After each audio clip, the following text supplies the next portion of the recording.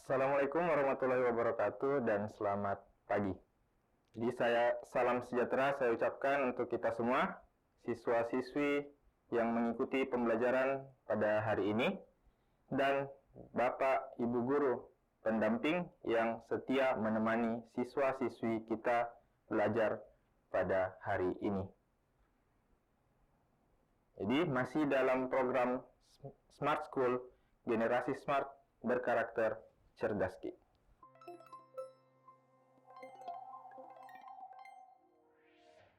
Pelajaran hari ini kita akan belajar mengenai pengetahuan kuantitatif, khususnya di bagian flowchart. Baiklah, jadi kita langsung mulai saja ke bagian soal pengetahuan kuantitatif untuk materi flowchart.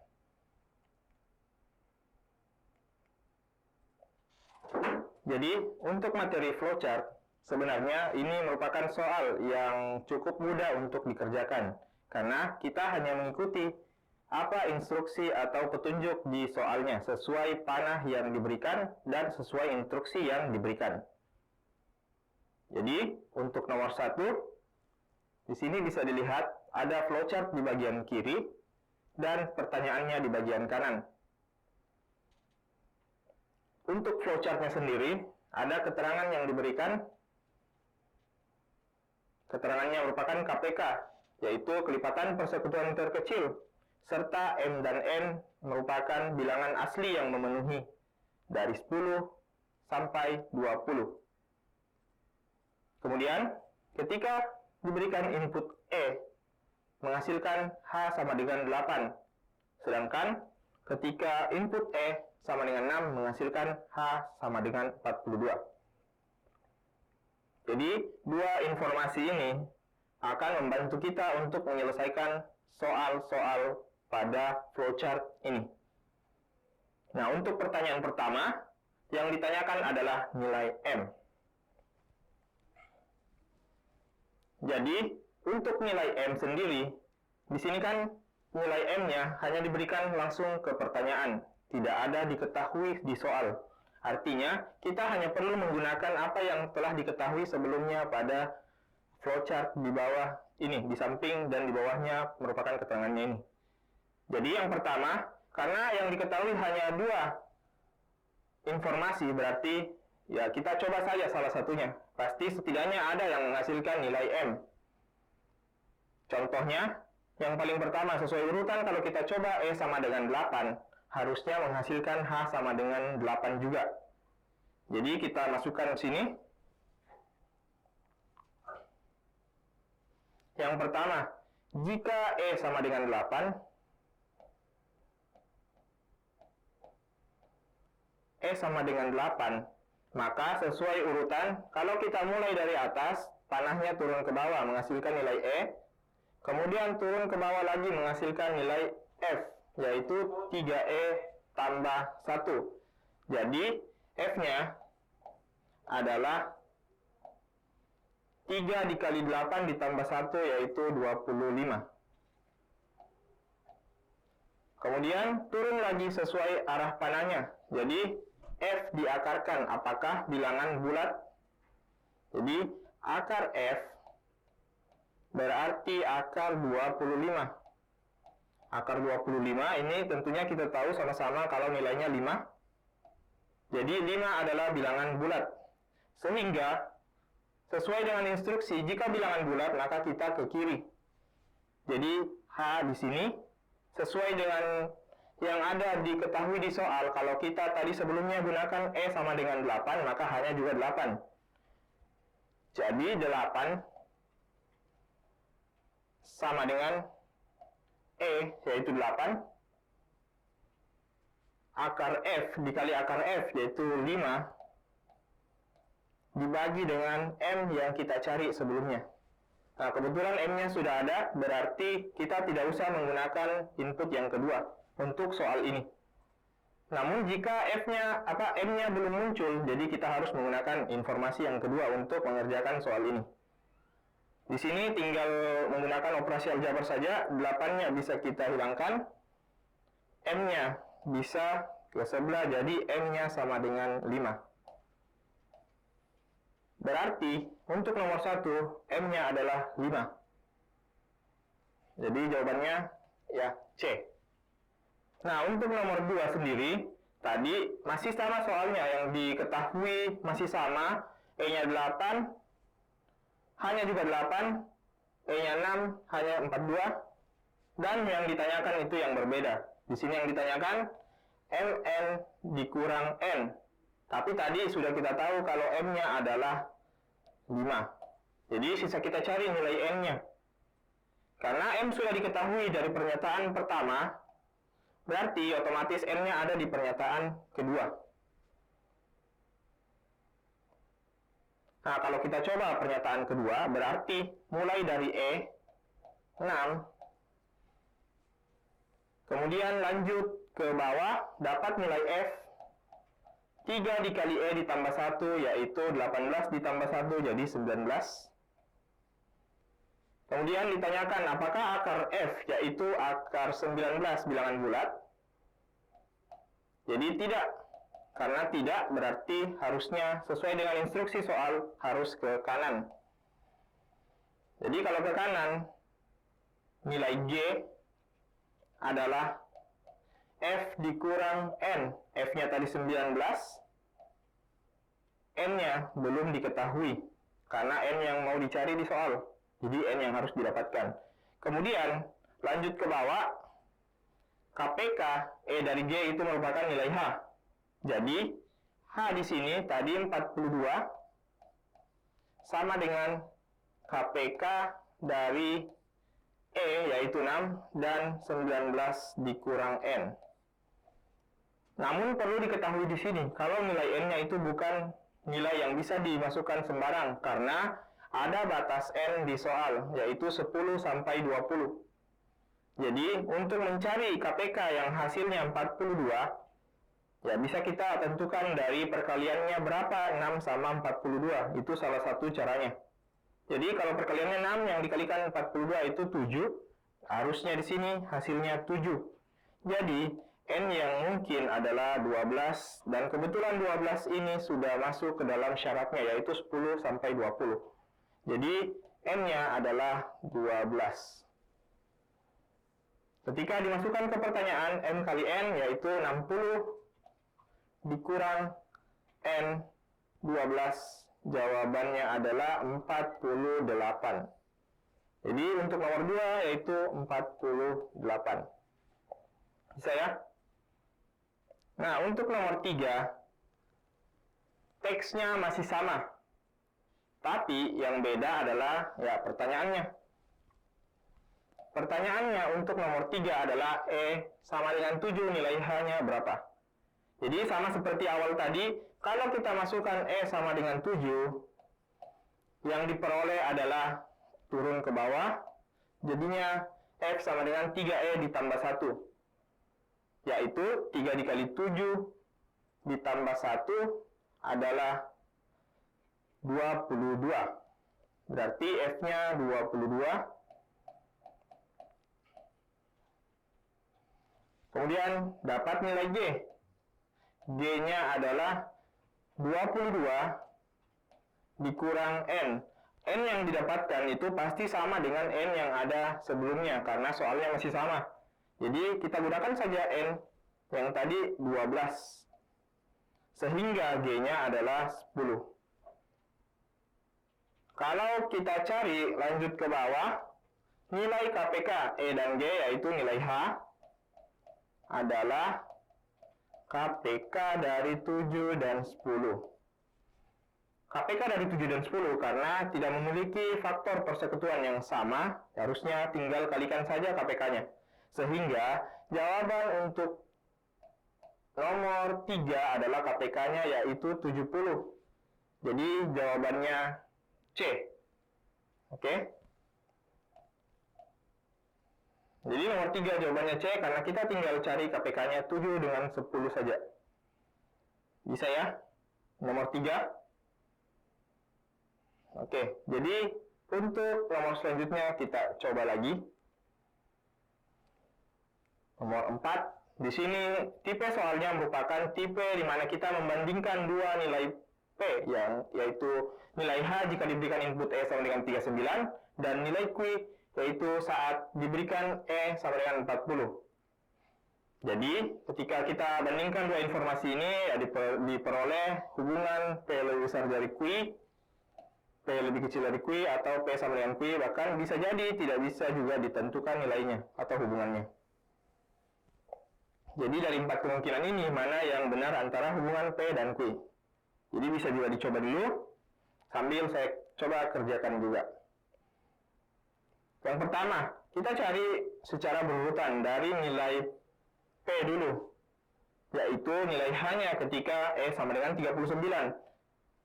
Jadi, ketika E sama dengan 39, dari awal turun menjadi F, yaitu 3 dikali 39 ditambah 1. 3 dikali 39 hasilnya 117. Jika ditambahkan 1, hasilnya 118. Tentunya 118 kalau kita turunkan lagi ketika diakarkan itu bukan bilangan bulat. Berarti masuk ke perintah tidak. Jadi G adalah 118 118 dikurang 12. Hasilnya adalah 106. Selanjutnya kita cari KPK dari 106 dan 39. Kalau kita cari KPK dari 106 dan 39 ini, ya mungkin jawabannya bisa ditentukan langsung atau bisa juga tidak. Contohnya kalau tidak, ini supaya menghemat waktu mencakar, ini kan sekitar 39 dikali 106 itu 3.900-an, tapi ada lebih 6 sedikit, ya bisa kita perkirakan sekitar 4.000-an. Jadi kita coba-coba saja 4.000-an. Nah, selanjutnya kita coba cari nilai yang 40. Jadi tipsnya di sini itu tidak usah mengerjakan semua perkaliannya kalau angkanya itu besar. Nanti ketika di akhir diperoleh angkanya yang cukup dekat keduanya, itu baru dikerjakan saja perkaliannya. Namun di sini karena 39 kali 106 itu lumayan jauh jaraknya, harus besar perkaliannya, jadi kita skip dulu untuk perkalian ini.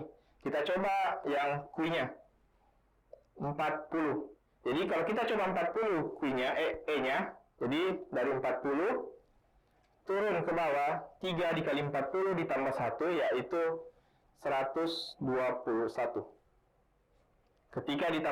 Ketika diakarkan, itu pasti bilangan bulat, karena akar 121 adalah 11. Jadi bilangan bulat, makanya kita ke sebelah kiri.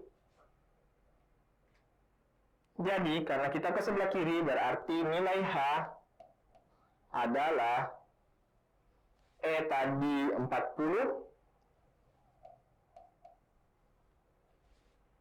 kemudian akar F adalah 11, dan M-nya tadi masih sama karena soal yang kita kerjakan adalah soal yang sama seperti nomor 1.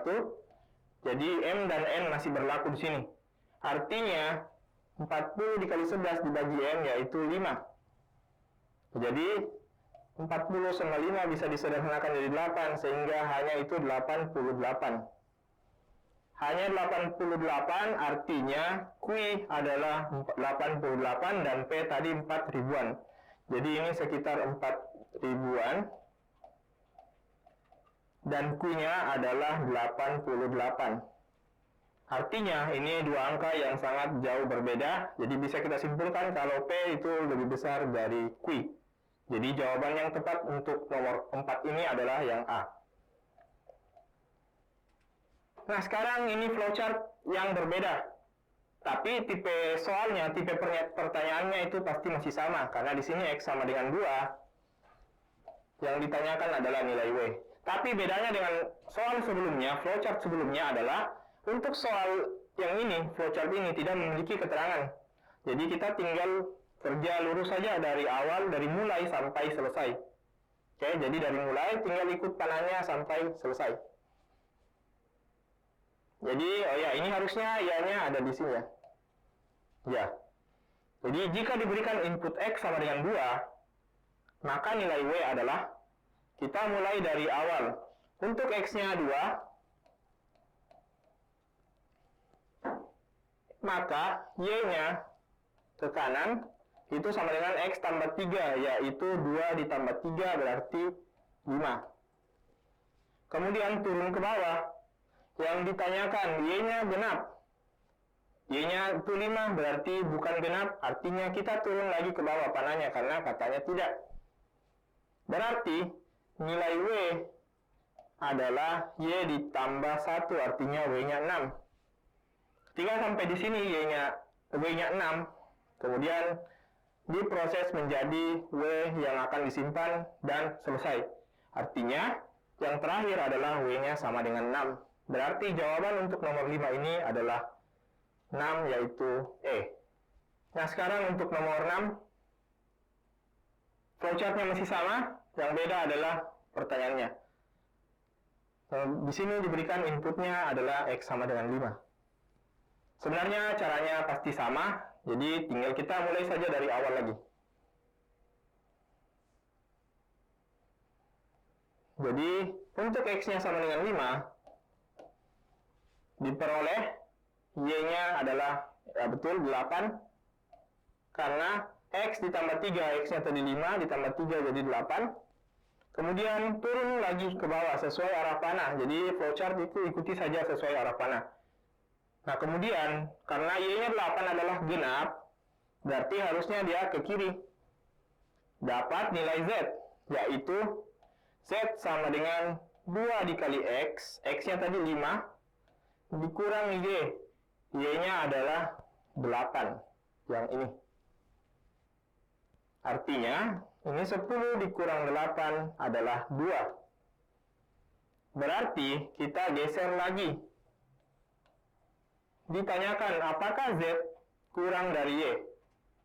Z-nya tadi 2, Y-nya 8. Nah, ini pasti sudah benar. Jadi pernyataannya benar, artinya kita pilih yang ya, ke kiri. Tapi kalau tidak, itu ke bawah. Tapi di sini kita pilih ke kiri, artinya cari nilai W-nya. W di sini Z dibagi 2. Z-nya tadi yang terakhir diperoleh adalah 2. Berarti 2 dibagi 2 adalah 1. Artinya W-nya itu 1, berarti yang terakhir diproses adalah W sama dengan 1. Di sini bentuknya adalah isian, jadi langsung dijawab saja. Kalau jawabannya 1, berarti langsung 1. Jadi jawaban yang benar untuk nomor 6 adalah 1.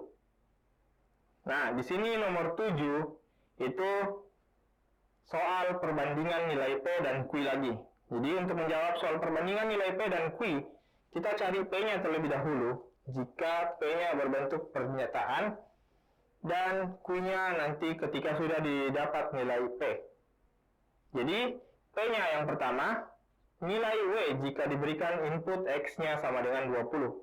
Sama dengan soal sebelumnya, kita coba nilai 20 dulu. Jadi, ketika X-nya sama dengan 20, apa yang diperoleh? Ya, kita ke kanan. Berarti Y-nya itu 23. Apa lagi yang diperoleh setelah dapat 23? Kita ke bawah. Y genap? Ya, tentu tidak.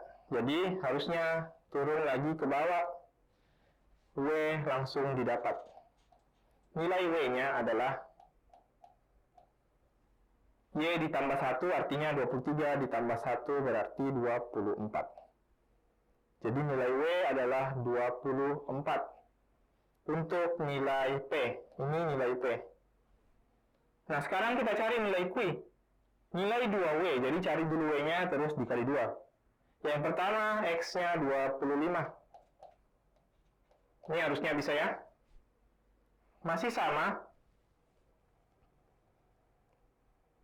Dari 25 X-nya, geser ke kanan dapat 25 ditambah 3, jadi Y-nya 28. Aduh, hilang lagi. Nah, sekarang turun ke bawah, karena kita sudah ada di sini. Kita turun ke bawah, ditanyakan Y-nya genap.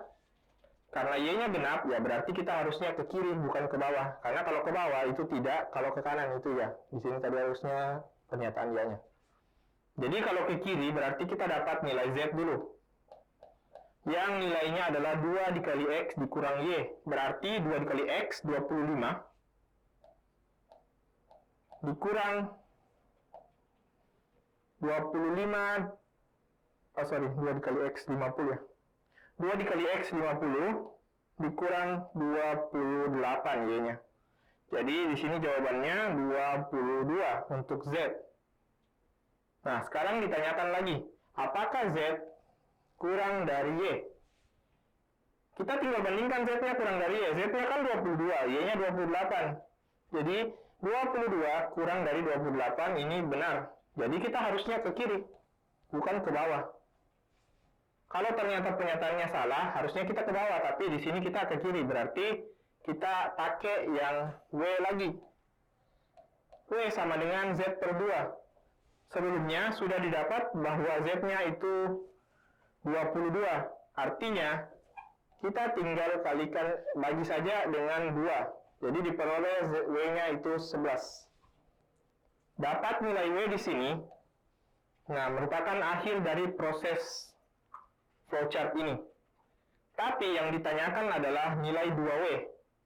Artinya, W yang tadi ketika X-nya sama dengan 25 harus dikali 2. Jadi, untuk nilai P adalah 24 dan nilai Q adalah 2W dari W sebelumnya yaitu 11, artinya 22.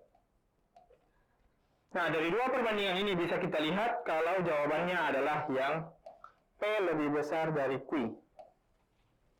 Karena 24 lebih besar dari 22, artinya jawaban yang benar untuk soal nomor 7 adalah A. Untuk soal nomor 8, itu merupakan tipe yang baru lagi dari soal-soal sebelumnya. Nah, tipe jenis ini merupakan soal yang cukup sering juga muncul di soal-soal UTBK. Jadi, diberikan input X sama dengan 7 yang ditanyakan pernyataan yang benar. Pernyataan yang benar di sini ya bisa jadi 1, 2, 3, 1, 3, 2, 4, hanya 4, dan semua benar. Soal seperti ini biasanya muncul dalam bentuk pilihan seperti yang ada di layar, atau bisa juga bentuk pilihannya berapa pernyataan yang benar. Contohnya ada 0, ada 1, 2, 3, 4. Tapi untuk soal ini, ya pertanyaannya berbentuk pilihan seperti di soal, di layar. Jadi, ya kita cari ketika X-nya sama dengan 7. Contohnya, kalau kita mulai dari 7, X-nya sama dengan 7, berarti mulai dari X. 7, Y-nya diperoleh 7 ditambah 3. Jadi 10. Kemudian turun ke bawah. Y genap karena 10, artinya kita harus ke kiri. Kalau ke kiri, dapat nilai Z, yaitu 2 dikali X, 14, dikurang Y-nya 10. Berarti dapat nilai Z-nya yaitu 4.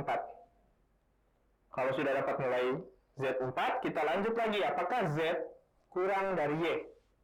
Z-nya 4, kurang dari Y-nya 10. Ini sudah benar. Kalau benar, kita ke kiri lagi. Karena jawabannya adalah ya, berarti dapat nilai W kalau kita ke kiri.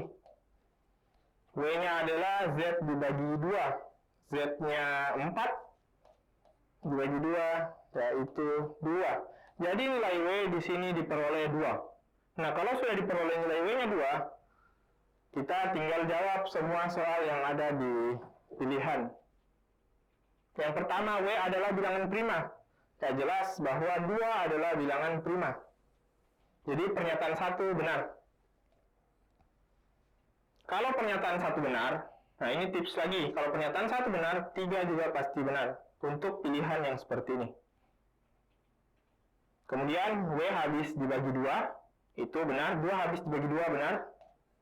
Nah, untuk pernyataan 3 karena sudah benar, bisa kita skip saja. Jadi langsung ke 4 biar menghemat waktu.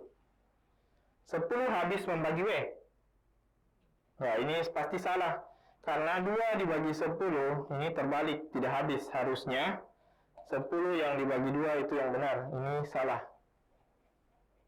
Jadi, jawabannya adalah 1, 2, dan 3, yaitu A. Nah, untuk nomor 8, tadi tipsnya kalau 1 benar, bisa 3 juga kita benarkan langsung saja. Karena 1 sama 3 itu tidak terpisahkan di pilihannya. Jadi kalau 1 sudah benar, 3 pasti benar. Kalau 1 benar, 2 salah, berarti jawabannya yang B. 1 dan 3. Kalau 1 salah, 2 benar, jawabannya yang C.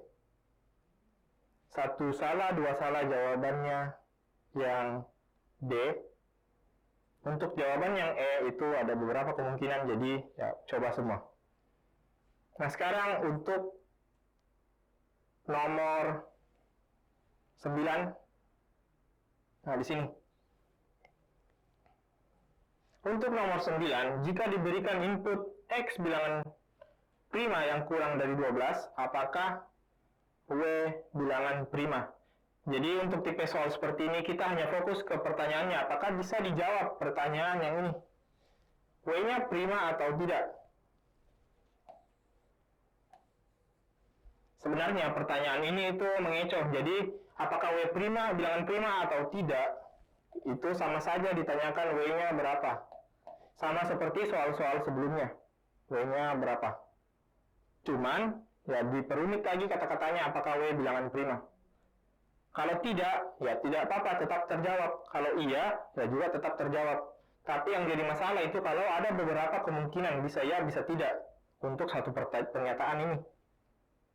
Di sini diketahui X bilangan prima yang kurang dari 12. Artinya X-nya bisa jadi 2, 3, 5, 7, dan 11. Ada 5 kemungkinan. Ditanyakan apakah bilangan prima atau tidak. Ya, tentu saja kalau kita coba ada yang prima, ada yang tidak untuk soal selanjutnya. Jadi, tanpa pernyataan 1 dan 2 itu belum cukup. Namun, jika kita coba gunakan pernyataan 1 saja. X bilangan genap. Nah, satu-satunya bilangan prima yang genap adalah 2. Berarti X-nya sama dengan 2. Bisa kita cari, bisa tidak kalau sampai cari W-nya. Tapi untuk mempermudah, kalau sudah ada satu pilihan seperti ini, satu kemungkinan, itu pasti bisa kita tentukan apakah W-nya prima atau tidak. Jadi tidak perlu mencari berapa W-nya, cukup langsung tentukan saja kalau pertanyaan di atas itu bisa dijawab langsung. Jadi ini untuk menghemat waktu juga, X sama dengan 2 pasti didapat W-nya berapa. Berarti pernyataan 1 itu cukup. Nah, ini. Nah, selanjutnya pernyataan 2. Kalau pernyataan 2, X-nya bilangan ganjil. Tadi kalau X bilangan ganjil ada 4 kemungkinan. Misalnya kalau 3. Kalau X-nya sama dengan 3, dicoba. Berarti Y-nya itu 6. Kan? X3, Y-nya 6. Y-nya genap, tidak, berarti ke kiri. Kalau Z-nya 2X kurang Y, artinya 2 dikali X-nya tadi 3. 2 dikali 3 berarti 6, dikurang Y-nya 6, jadi 0. Z kurang dari Y, apakah 0 kurang dari 6? Nah, jawabannya benar, artinya kita harus ke kiri. W sama dengan Z per 2. Z-nya tadi 0, berarti 0 per 2 adalah 0. Jadi untuk X sama dengan 3, jawabannya itu 0. Nah, kita coba lagi yang lainnya. 0 itu pasti bukan bilangan prima. Karena bilangan prima yang terkecil mulai dari 2. Oke, jadi kalau kita coba 5, 7, 11, bisa dicoba nanti, pasti dapat bilangan yang prima. Atau tidak. Jadi silakan dicoba sendiri untuk nomor 2-nya. Namun, untuk jawabannya nanti bakal muncul yang bilangan ganjil, satu bilangan prima atau tidak. Jadi ada dua kemungkinan, berarti untuk menjawab pertanyaan yang di atas, apakah W bilangan prima, itu belum cukup untuk pernyataan 2. Jadi, pernyataan 1 sudah cukup, pernyataan 2 belum cukup. Kalau ada kemungkinan 1 cukup, 2 tidak cukup, ya jawabannya seperti biasa yang A. Pernyataan 1 saja cukup, tetapi pernyataan 2 saja tidak cukup. Itu untuk jawaban kalau 1 cukup, 2 tidak. Bisa ya untuk jawab soal seperti ini. Soal selanjutnya, itu sudah berbeda flowchart lagi. Masih sama seperti tadi, lebih gampang jika yang diberikan di soal adalah pertanyaan langsung tanpa embel-embel keterangan. Jadi kita langsung masukkan X sama dengan 4 ke flowchartnya. Contohnya, kalau X-nya sama dengan 4, ikut tanda panah, X-nya kelipatan 2, ya, berarti ke kiri. Dapat nilai Y. Sama dengan 4 per 2 ditambah 3, berarti 2 ditambah 3 itu 5. Turun, apakah genap? Tidak. Jadi turun lagi, dapat nilai Z-nya sama dengan 5 dikali Y, yaitu 5, dikurang 10. 25 dikurang 10 adalah 15. Setelah dapat 15, itu langsung diproses sebagai nilai dari X, Y, Z, dan terakhir, sehingga menghasilkan nilai X-nya yaitu 4 di awal, Y-nya 5, dan Z-nya 15. Tapi untuk pertanyaannya, di sini pertanyaannya adalah nilai Y adalah, nah bisa kita lihat tadi nilai Y-nya itu 5. Jadi jawaban untuk nomor 10 adalah 5. Gitu. Untuk ketika ditanyakan nilai X-nya, ya ini seperti di soal, tapi kalau nilai Y-nya 5 dan nilai Z-nya yaitu 15. Jadi bisa jadi berbeda-beda pertanyaannya di soal seperti ini. Oke, nomor 11. Jika diberikan input X sama dengan 5, yang ditanyakan adalah nilai XY ditambah Z. X itu pasti 5. Sama seperti soal. Y-nya belum didapat. Z-nya juga belum diketahui. Jadi harus dikerjakan sampai akhir ternyata. Biar dapat nilai X, Y, dan Z. Contohnya, kalau X-nya sama dengan 5.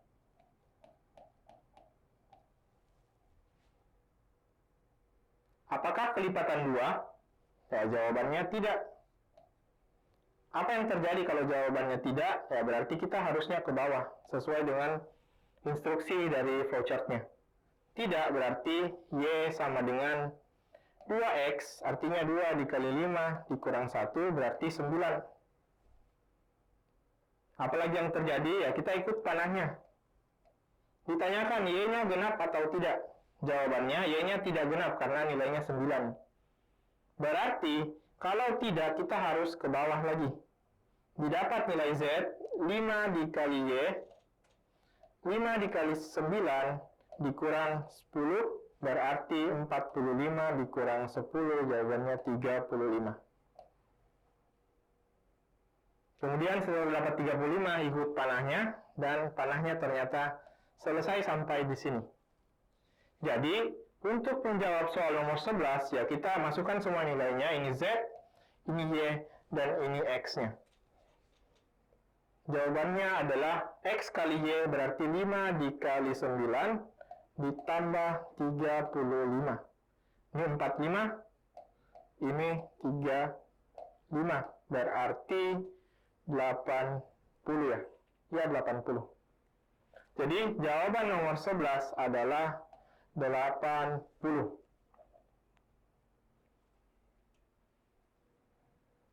Oke, nomor 11, 80 bisa dicoba sendiri nanti. Kalau masih kurang paham, nanti coba ditanyakan saja di luar kelas ini atau bisa sekarang. Kalau soal yang berbentuk pernyataan ada 4, bisa jadi pilihannya yang 1, 2, 3, 1, 3, 2, 4, hanya 4, dan lain-lain. Tapi, kalau tipenya berbentuk seperti ini, ya kita harus mencari dari 1 sampai 4 yang benarnya. Jadi tidak bisa kita coba-coba seperti tadi. Kalau 1 benar, 3 pasti benar, dan seterusnya.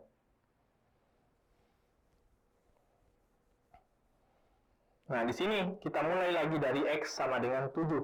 Yang ditanyakan ada berapakah pernyataan berikut yang benar? X sama dengan 7, pastinya kita mulai dari awal. Oke, dari awal. Kemudian ikut instruksinya, ikut panahnya. Apakah X kelipatan 2? Jawabannya pasti tidak, karena 7 bukan kelipatan 2. 7 itu bilangan ganjil, jadi bukan kelipatan 2. Jadi, kita ikut lagi panahnya ke bawah. Y-nya adalah 2 dikali X, yaitu 7 dikurang 1, berarti 13. Apa yang terjadi lagi ketika dapat Y-nya 13? Ikut panahnya lagi. Dapat nilai Y-nya itu genap, sehingga ini pertanyaannya itu menjawab tidak, karena Y-nya adalah bilangan ganjil lagi, bukan bilangan genap. Jadi kita ke bawah lagi. Z-nya itu 5Y dikurang 10, berarti 5 dikali 13 dikurang 10. 5 dikali 13 adalah 65, dikurang 10 jadi 55. Di sini dapat semua nilai. Yang pertama nilai X, nilai Z, dan nilai Y tadi 13, nilai Z 55, dan nilai X 7. Oke, itu dari SMA 1 baru, dia jawab D. Ada juga yang jawab C, ada yang jawab pernyataan, dan lain-lain. Oke, mungkin kita bisa coba saja dulu. Jadi kebanyakan yang jawab di sini C atau D, 2 atau 3. Jadi kita coba. Z lebih besar dari 50. Benar, karena Z-nya tadi 55. Z habis dibagi 5. Oke, ini juga benar. Karena 55 habis dibagi 5.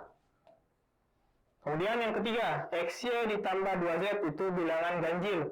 X-nya tadi 7, Y-nya 13. Kalau kita kalikan 7 dikali 13, ditambah 2 dikali Z, tadi 55, berarti 65 ditambah 110. 175 bilangan ganjil, berarti benar. Z-nya, Z tadi 55, apakah lebih besar dari X dikali Y tadi yang ini ya, 65. Nah, ternyata 55 itu tidak lebih besar atau sama dengan dari 65. Berarti pernyataan ini salah. Jadi pernyataan nomor 4 salah. Artinya, ya yang benar 1, 2, 3. Berarti jawabannya sudah ada yang benar tadi, yang D. Ada 3 pernyataan yang benar. X dan Y, clue yang pertama adalah kedua bilangan ini merupakan bilangan asli. Ingat, kalau bilangan asli adalah bilangan yang dimulai dari 1, 2, 3, dan seterusnya. Jadi tidak ada bilangan 0 dan tidak ada bilangan negatif. Itu yang harus diingat. Kalau ada kata bilangan asli disebutkan bilangan apa, itu mungkin bisa jadi penting di soalnya. Input X yang memenuhi sehingga nilai Z-nya 101. Anggap saja kita kerja mundur. Misalnya kita kerja dari sini, dapat Z-nya 101. Kemudian, kan ada 2 jalan, bisa jadi lewat sini ketika Y-nya genap, atau bisa jadi lewat dari atas, kalau dikerja mundur. Kalau kita coba lewat ke bawah, Z-nya 101, 5Y kurang 10, berarti 10-nya pindah jadi 111 sama dengan 5Y. Nah, kalau kita bagi, Y-nya didapat 111 dibagi 5, tentunya ini bukan bilangan asli seperti yang disebutkan tadi di soal. Karena X dan Y-nya harus bilangan asli, tapi 111 per 5 ini bukan.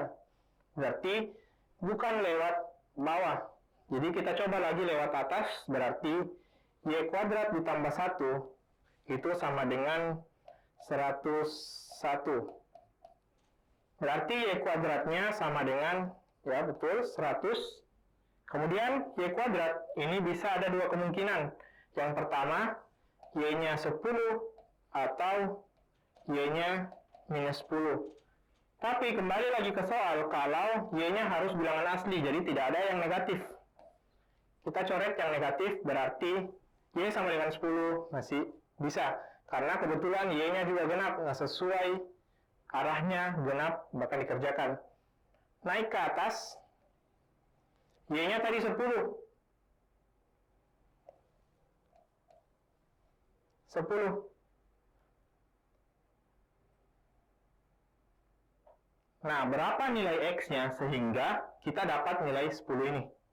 Ini bisa dikerjakan mundur juga. Jadi, 3-nya dikurang dulu, terus dikali 2, sehingga dapat X-nya sama dengan 14. Kebetulan X-nya sama dengan 14 ini sesuai juga dengan pernyataan X kelipatan 2. Jadi, jawabannya adalah yang A.